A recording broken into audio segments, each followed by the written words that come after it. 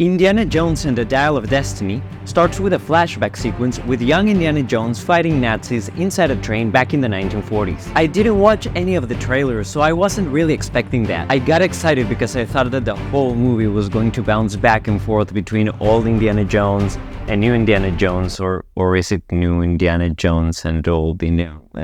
Well, anyway, but that wasn't the case. They only de-aged Harrison Ford for that first scene, which was probably the best part of the whole movie. It manages to capture the essence of the franchise with all the silly action sequences that we love. And the CGI they used for the de-aging didn't look bad at all. It actually looked pretty good. I believe there was just one time that it felt weird because Harrison Ford's head was bouncing like a Funko Pop.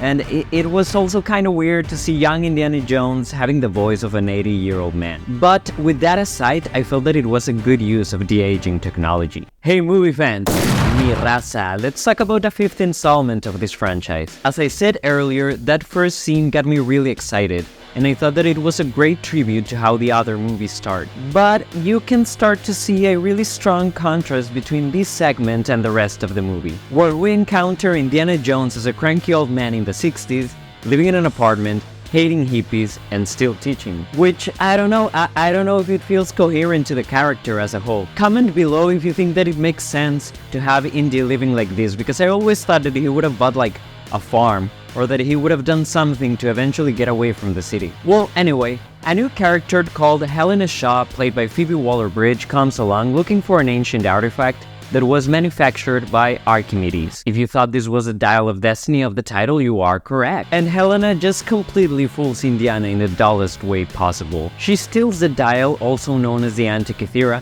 to sell it in the black market, which again, I don't know if old Indiana Jones would just trust a person who he hasn't seen in several years. And it turns out that the Nazis Indy fought in the 40s during the first scene are back, led by physicist Jürgen Waller, or is it like Jürgen Waller? Jürgen Waller. This group of Nazis now work for the US government as part of NASA, and they also want the Antikythera. Which, by the way, a new character is introduced right here, a CIA agent played by Jeanette Renee Wilson, which I felt was really underutilized. She had so much potential, but the writers just decided to go the easy route with her. Then we start having our first action scenes and chases during the present time.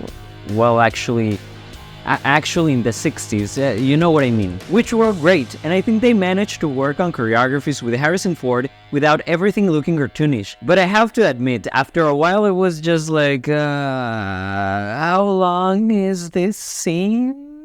I'm not really sure what it was, but they started to feel a little bit too long. YouTuber Jeremy John said in his video that maybe it was because of all the CGI and green screens that we don't feel that the characters are in real danger. Whereas in the original trilogy, a lot of action scenes were filmed using practical effects, imbuing the audience with a real sense of danger and alarm. And maybe that's the case, but even regarding the script, when we reach the middle section, a lot of times the movie just falls flat. There are cool scenes, but the relationship between Indiana and Helena just feels irritating, and that's because they find each other annoying, and they're in a constant loop of fighting and just being irritated overall. That's why, as the audience, we don't really want to watch their healing process. Because I understand both characters have lost and they have suffered, so they enter every new relationship with extreme caution. However, I can't really relate to Helena, and that's because she was one of the people responsible for this.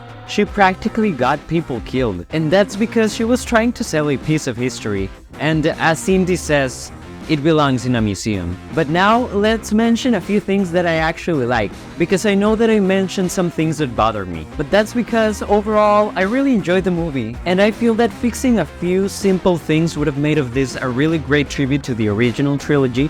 Yes, I am kinda excluding that fourth one.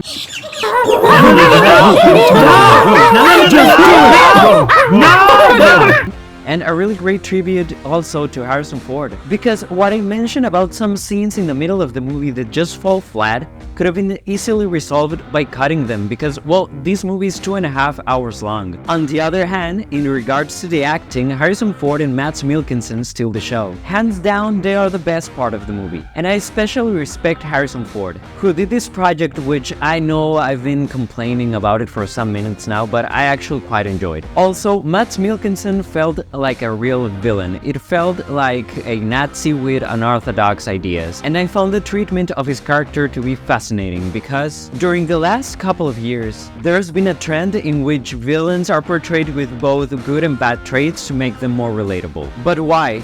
There are a lot of ideological implications to this, but that's probably a topic for another video. Anyway, I really respected the idea of just using a bad guy that was really interesting, because that's usually the risk of having a complete villain as your antagonist. Now, let's talk about the ending. If you haven't watched the movie, just be warned that we're about to enter the spoiler zone. Okay, so here we go. The fact that the ripples in time pointed by the Antikythera only led to the siege of Syracuse felt a little bit convenient. I understand that Archimedes was trying to come up with a mechanism to bring people from the future to help with the battle. But does that mean there are other time vortexes that lead to other points in time? Also, how did Archimedes know there was a giant wormhole during the siege? I really think that they didn't explain that properly. Also, the fact that Helena hid Indiana so she could bring him back to 1969 felt contradictory to the rest of their relationship, because they discussed several times about what to do with the Dial of Destiny, which explained that their views about the world were completely opposed, and I just feel she wouldn't try that hard to bring him back with her. Back in 1969, Marion appears and we have a nostalgia fest, which honestly I quite enjoyed. Mi raza!